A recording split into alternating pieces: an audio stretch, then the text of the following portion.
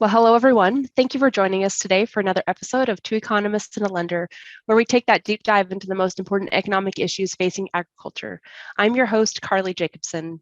We're back here with David Widmar and Brent Gloy from Agricultural Economic Insights, along with our own Carl Watson. And while having worn several hats in the organization, he is currently serving large producers as a credit officer. So, this month's topic is one that I hear regularly about from producers looking for solutions around labor challenges.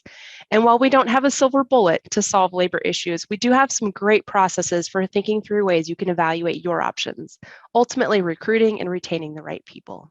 All right, Brent, I'm excited for this one. Let's go ahead and get started. Thanks, Carly. Pleasure to see everybody today. Beautiful day here in Southwest Nebraska. A little windy, but looking all right. So this topic is one that I think when we think about labor, challenge is the right word. I would say most farms, if you ask them that employ labor, what their top challenges are, labor availability, keeping people, retaining people, finding people is probably one of the top pain points for most operations. And there's good reason for that. And one of the reasons is if we look at kind of the national trends, the labor market is exceptionally tight around the country. So this chart just shows the unemployment rate. And you can see we had a huge spike in the unemployment rate back with COVID. As high of unemployment rate as we've seen in this country for a long time, probably going all the way back to the Great Depression. But unemployment dropped rapidly after COVID and after people start to adjust to the pandemic.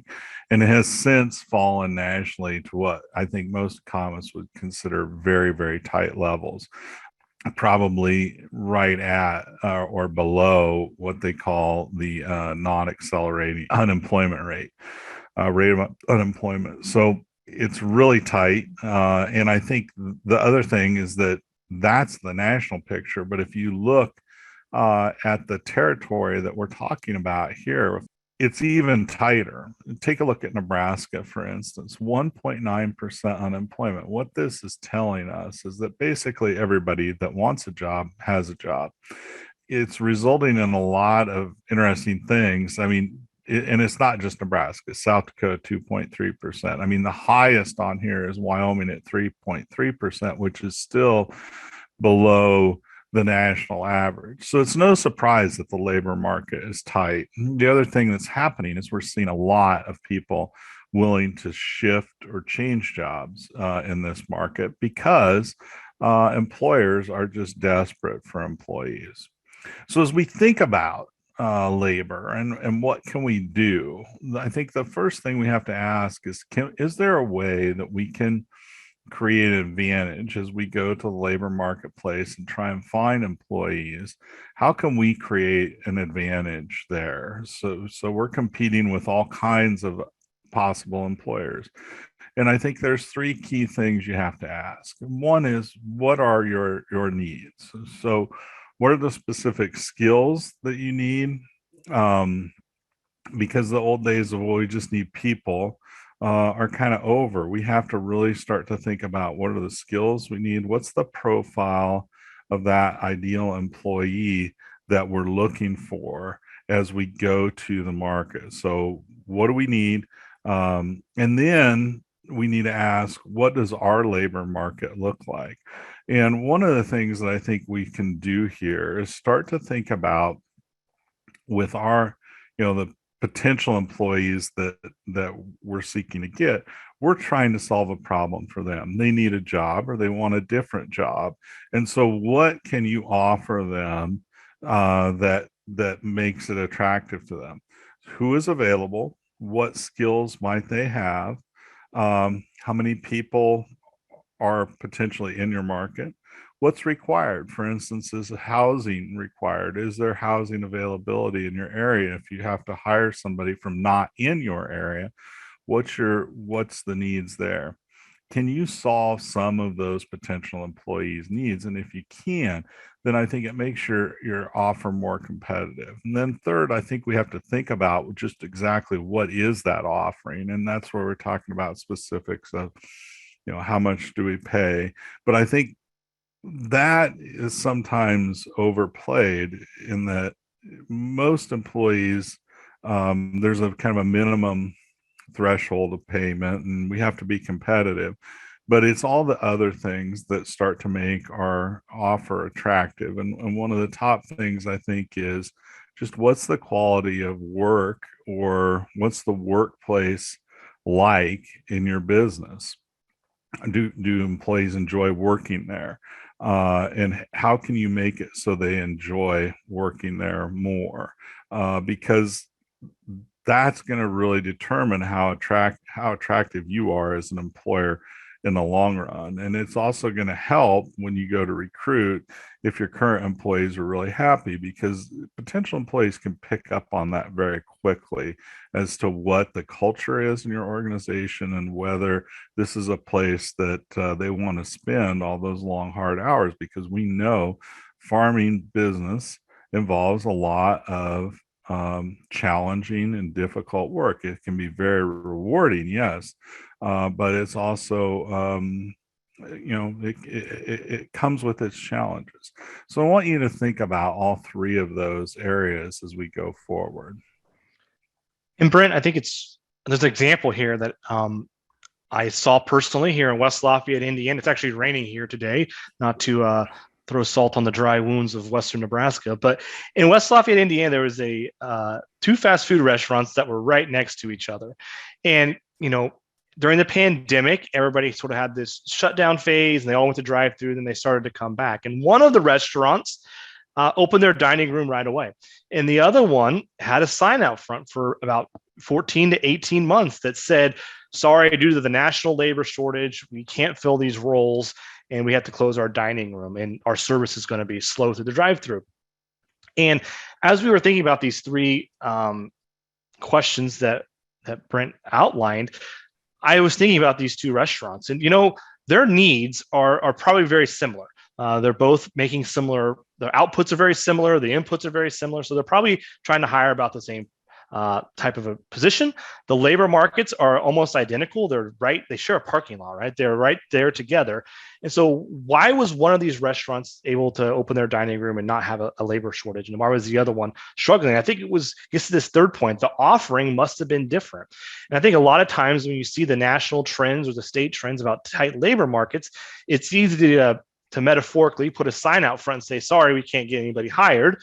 But as a manager, we oftentimes need to push through that and say, okay, what am I doing? And how can I be better about attracting labor? Yes, it's difficult, but that doesn't give us a pass. We still have to dig in. And that's going to be the goal of our presentation today. So the first step is assessing your needs. And we want to, this is another example of something that you should put down on a piece of paper. What are the tasks and skills that you're looking for? What are the minimums that you need? And there's sort of maybe minimum requirements and there's sort of ideal. And we're not just hiring a farmhand, right? We're not just hiring a day labor at these points. We need to think about, are we hiring a grain driver? They need to have a CDL. Are we hiring a tractor operator? They need to be able to work with the technology in the cab. The other consideration here is maybe the timing of the type of position you're looking for. Do you need seasonal help? Do you need year-round help? Maybe you just need something for a specific time of the day or the time of the week. Maybe you need somebody to help with morning chores or evening feedings, or maybe over the weekend and the holidays. Really get specific about what it is that you need, and that's going to help you as you approach the labor market. And the third point here is really spend some time thinking about short-term needs and long-term needs. And it's very easy to get caught up of putting out the fire that's right in front of us today.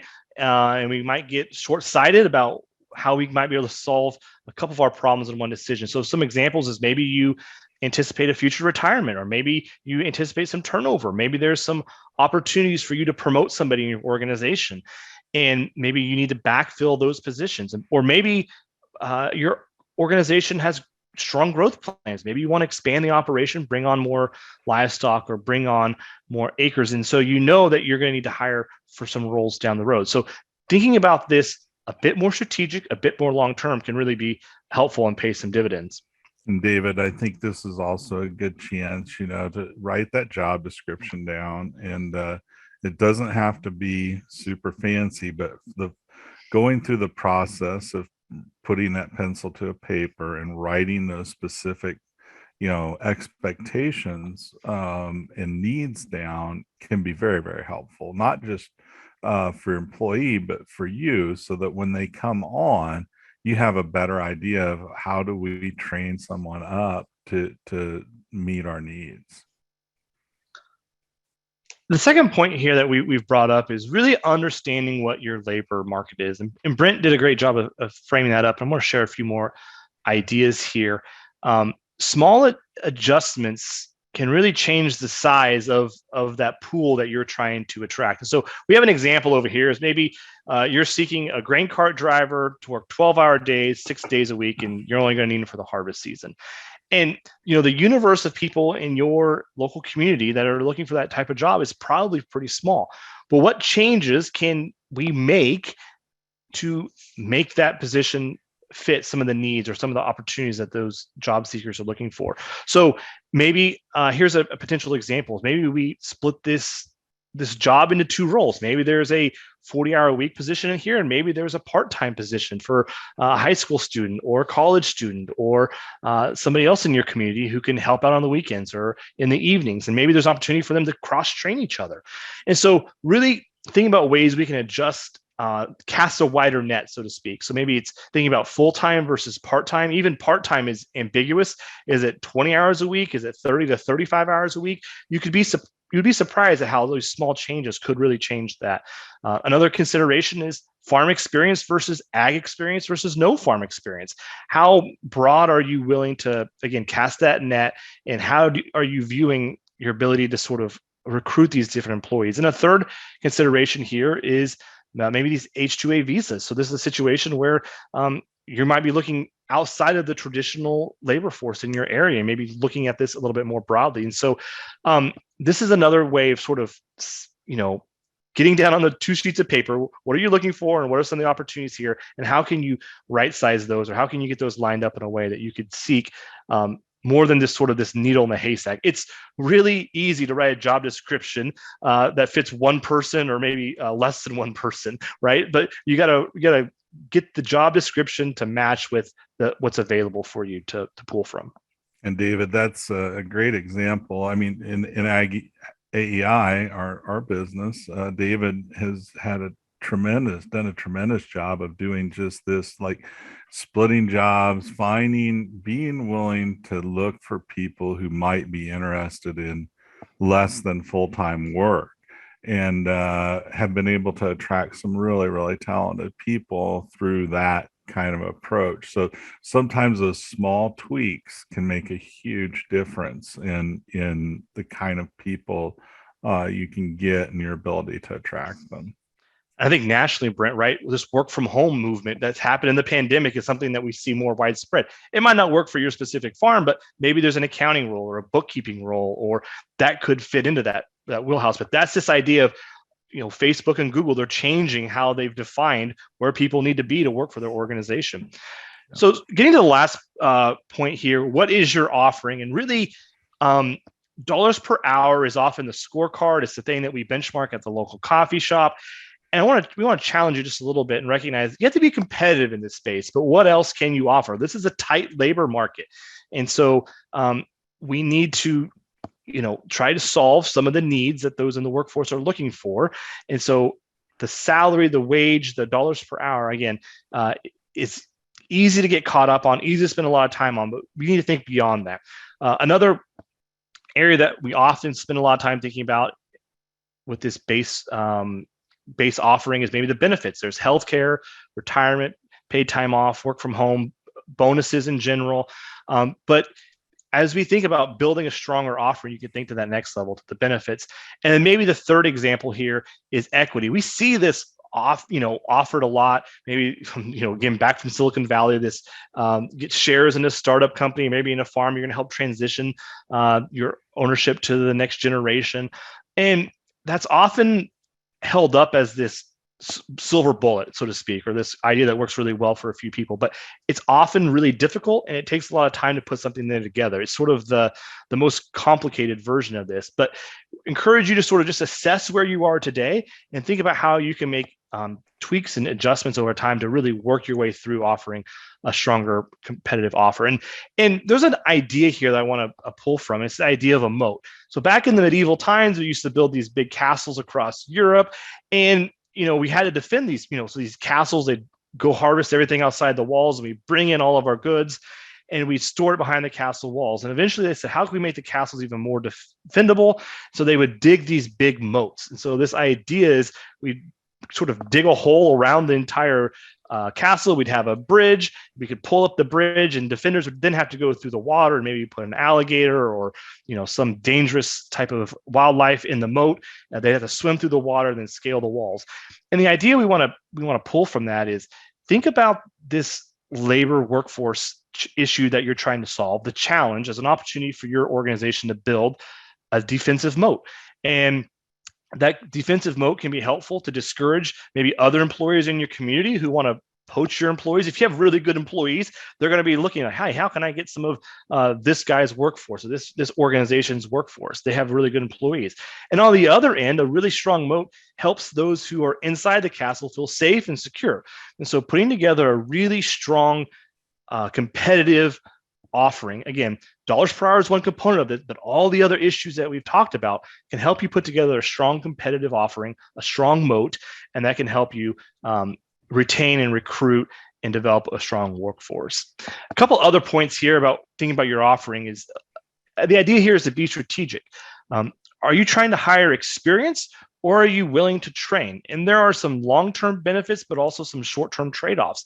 And I think that's a really important question that you have to think about, because training can be really valuable. It can help you cast a wider net, but you got to put a training program together, and that's not costless.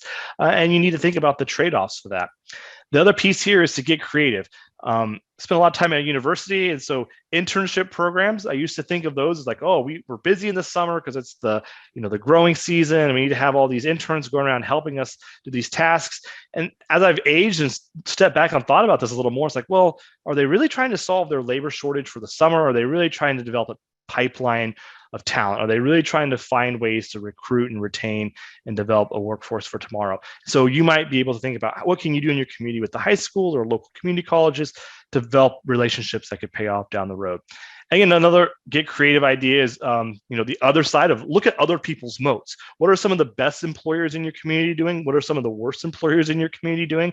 How can you maybe raid those that have good employees that don't have competitive offerings? But then how can you also take what other people are doing really well, and how can you incorporate that into your offering and just sort of make sure that you're leveling up and staying competitive in that space? To wrap this up, before we get to our questions with the lender this month with Carl, a couple final thoughts. Keep in mind that really the labor component, if you think about labor expense, is a function of family labor and non-family labor. We've talked a lot about the non-family labor component, but we've got to step back and look at this a bit holistically. We have an entire webinar about family living expense. We encourage you to go check that out as well. But this is sort of this, we always want to step back and look at these collectively. The next piece is current employees can provide you a lot of valuable insights. They can help you recruit. They can help you put together a better offering. They can even help you think about what types of roles do you need to hire next? What kind of positions do you need to look for? What kind of they're really good at recruiting as well. They'll tell you who in the community or who in their network might be looking for an opportunity. And then the third point here is the labor challenge is a bit of a moving target. It might stay consistent for a year or two, but you can guarantee, you saw the unemployment chart data, it doesn't stay in one level for too long. And so be willing to update and revisit your plans often as conditions evolve and change. All right, so at this point, I'm going to invite Carl to join us. Carl's been really helpful in helping us pull our thoughts together and preparing for today's event. So Carl, thank you so much for your efforts and for joining us today. Thank you for the opportunity. I certainly appreciate being part of this webinar. Carl, tell us a little bit about yourself. In my current position with Farm Credit Services of America, I've been a credit officer and part of the large producer underwriting team for a little over 5 years. This large producer underwriting team focuses on underwriting and servicing large and often complex loans to agribusinesses and agricultural producers. My area of focus is on those operations that are headquartered within the state of Iowa. So, Carl, Brent and I have just a few questions for you. And the first one I have is, you've had the ability to work with a lot of farms across a lot of geographies, and I want you to share just a little bit about some of the labor observations that you've made with working with different operations. Sure. Over the last 5 years, as a large producer underwriter team, we have compiled benchmark data for some of the larger grain operations and those customers. And as we compile that data, then we present it back to those particular customers that contributed to the data. And in this manner, we compare and contrast those operations with a focus on what's working and with a strive to help help our customers to become more efficient and profitable. Within that benchmark data, we've compiled labor and family living withdrawals. And as we analyze that data, the last couple of years, that data is telling us that the operations with a combined labor, which includes their benefits and the family withdrawals, are right around that $50 per acre range, and it's trending down slightly last year or so. Again, that's both of those categories, the family living and the non-family labor put together. But that's a helpful benchmark for producers to think about as they consider their own operation. Now, I always have a saying that averages can lie. So help us think a little bit about some of the outliers or some of the extremes that might occur in this data. Sure. We see a wide range in labor and family living withdrawals. Most of the operations that provide benchmark data to us, that data is ranging, the vast majority of the data ranges from the low to mid 40s to the mid 50s. And of course, we have a couple of operations that may be outliers of even that range for particular reasons.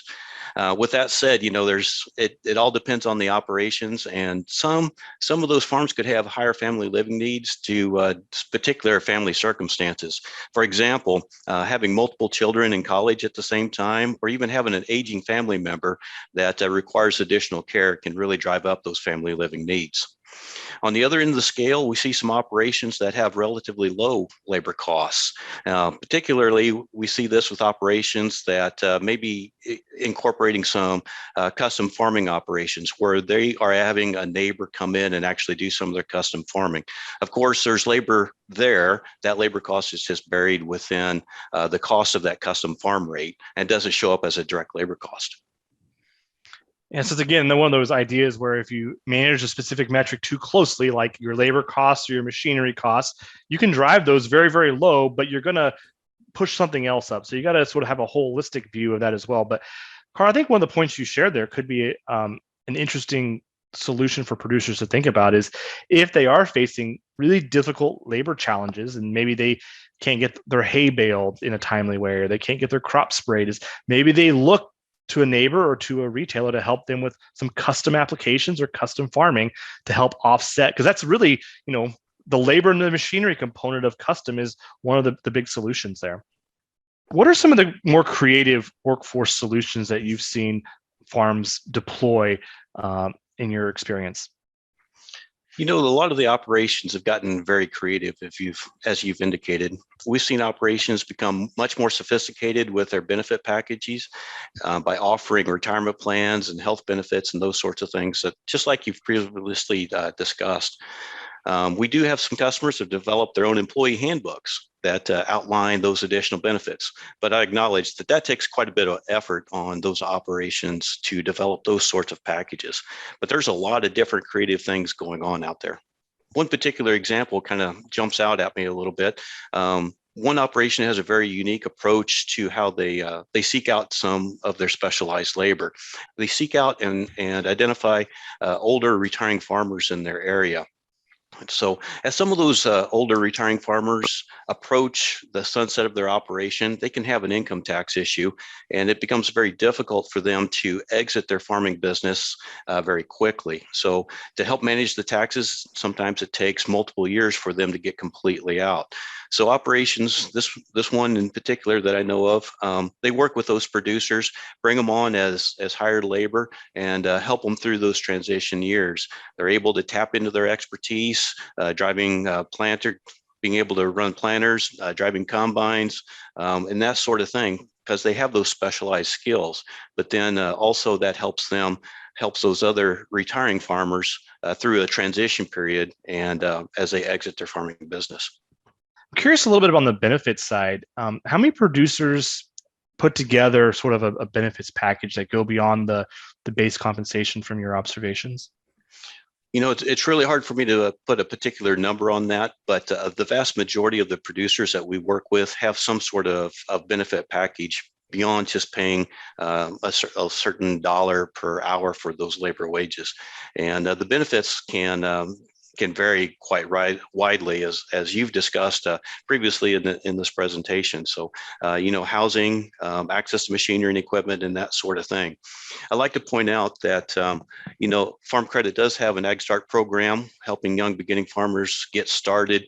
And a lot of times with those Ag Start customers, we see them sharing machinery and equipment with their parents or grandparents or other family members. We've seen operations that have also taken advantage of that. And even though it's not a family member that's in that Ag Start program, maybe they have a key employee that also lives on a farm or is trying to farm their family ground, and giving them access to some of that machinery and equipment in a very similar manner, sharing that equipment in exchange for some labor in a timely situation can be an added benefit to those particular key employees. Another question with respect to labor for you, what's a piece of advice maybe that we haven't covered today that you would encourage folks to think about? Beyond the labor, I'm going to use a phrase that has been out there in the industry quite a bit. My suggestion is bulletproof your balance sheet. I can't take credit for that particular phrase, as it's been around the industry for a lot of years. But, I'd like to point out that we're in a current economic environment that has lots of opportunities to be very profitable. So my thoughts are to strike while the iron's hot and build some strength and risk-bearing ability into those balance sheets and help bulletproof it.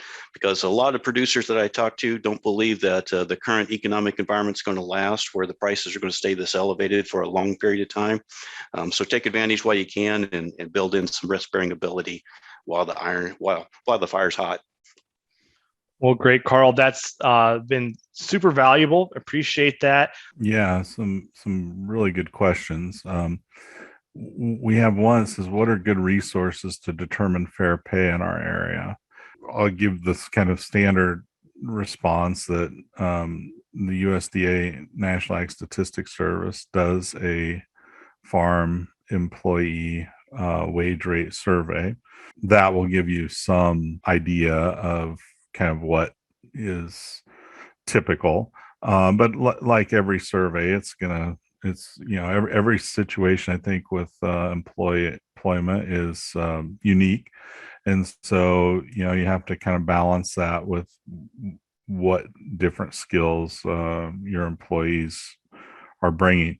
Beyond that, I'd say, you need to be talking to, other people in your community, whether they be agribusinesses, because in some ways that's one of your top competitors. So, I don't think it's unreasonable to, develop a relationship with an agribusiness, one of the agribusinesses around, and get to the point where you can ask them, what are you paying your employees, and what kind of benefit packages are you offering? And I think those are reasonable questions. So I think you have to ask around. I don't know, David, you might have, and maybe Carl, you might have, I don't know if your benchmark reports provide that kind of data or not.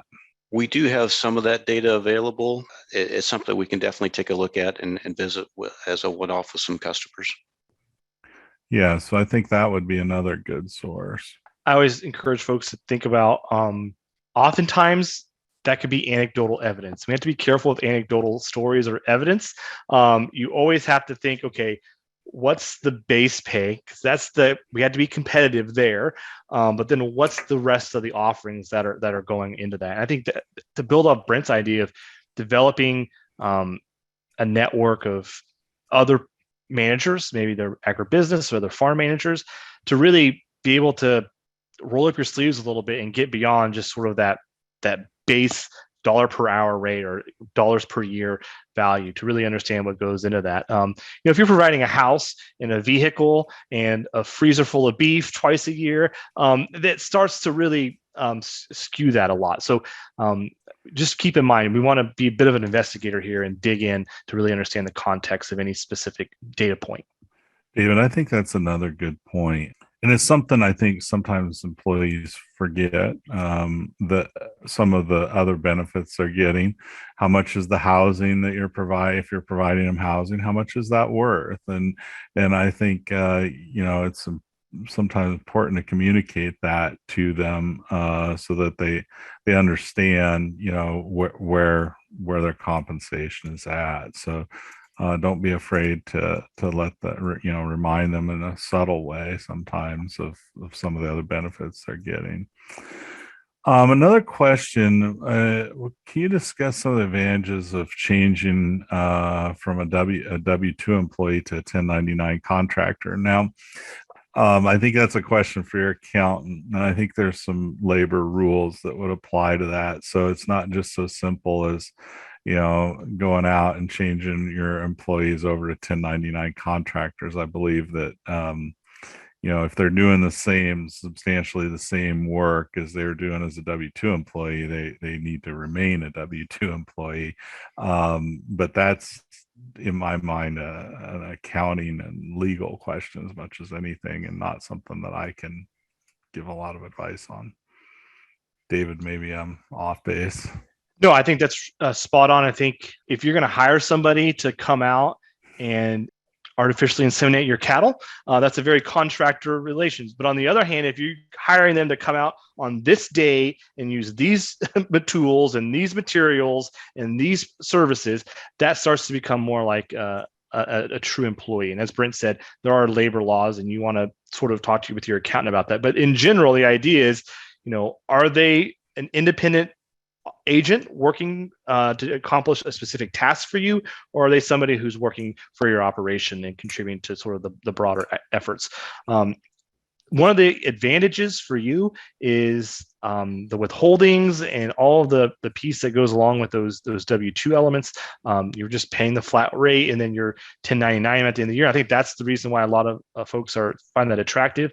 I think it can be a challenge for your employees. If you don't sit down and explain to them that they are a 1099 contractor, you aren't doing withholdings, and they're on the hook for all of the taxes that are associated with that, they can get a really big sticker shock come April 15th the next year when they sit down and do their tax. And so in a lot of cases, you might want to sit down with them and really help them think about what that tax liability might be, and how much they might be needing to hold back to make that next that tax payment. Because I think that's ultimately one of the downsides is there's a savings effort that has to go into that. Well, and I think in my mind, it's clearly a legal issue, or as to what an employee is, and there's a lot of rules, and so you want to make sure you're following the letter of the law. Yes. Other questions. I see there's a question here. There's a little bit more general than labor. So labor costs are going up rapidly. I think we can see that and observe that. But so are a lot of other costs, and energy, I think, is on a lot of people's minds now. David, do you have any thoughts on kind of, costs more broadly, or energy specifically? I think gasoline prices is something that it's one of those prices that get reported every time you drive by the gas station or you go around the water cooler. Brent and I think a lot about prices that get reported a lot and prices that don't get reported a lot. Sometimes the local labor market doesn't get reported a lot, but gas prices do. We just looking at some data, I think the national average is at $4.50 a gallon. We spent 12 weeks above $4 a gallon now. And the last time we had any time above $4 was back in 2008. We had about 7 weeks. And so we're at, in nominal terms, or the price posted is the highest price you've ever seen for gasoline. But when we adjust for inflation, it's still below those 2008 levels. And we've already seen that start to reduce gasoline consumption. So gasoline consumption has been sluggish. 2 years ago, we were talking about the pandemic and how gasoline was struggling from that. We saw a brief recovery in late 2021, but now we're back in a gasoline slump. And so we'll see how that pulls together. But it's farm diesel, it's natural gas, it's all energy. And as we know, we're a pretty energy intensive economy. And so it's going to find its way into about every sector of the economy. Yeah, it's an interesting problem. And I mean, the easiest analogy I can think of is, back to the Trump trade war and the impact it had on grain markets, particularly soybeans. So when all the trade war started, China basically stopped buying soybeans from the United States. We still sold soybeans. They just had to travel places they didn't necessarily want to go. So you kind of re-engineer the flows in the economy. It has a huge cost, and I think to a large extent that's what's happening with energy right now. So it's not that all of the Russian exports are gone. They're there. They're going, but they're not being bought in the quantities by the same people that were buying them in the past. And so those places are trying to find different supplies, and they're bidding up against other people. And I think that's largely what's happening, is this kind of reshaping of trade flows, and it has a substantial cost. And we're feeling that in the United States, and I think we're going to continue to feel that for a while. So it's going to be interesting as to where the American pain point is at, and where this trips the U.S. economy into some kind of a recession. And unfortunately, I feel like we're going to find out. I hope we don't, but I feel like that's where we're headed. We just don't know exactly when or at what point it becomes too much. But my wife just texted me. She's in Maryland this week, and she's texting me like pictures of gas pump prices. So this is one of those prices, right, David, that we get seen a lot. And they're higher than they are here, but it's not actually as high as I thought they would be. Any other questions? I don't see any others on our screen, Carly. So I think we're safe to kind of wrap up. You betcha. You never know where we're going to go in overtime, and I'm glad today it was out on energy. So we'll try again next month. That'll do it for another episode of Two Economists and a Lender. Thank you to David, Brent, and Carl for leading today's conversation, and for you in the audience. Thank you for joining us. We look forward to seeing you online again next month.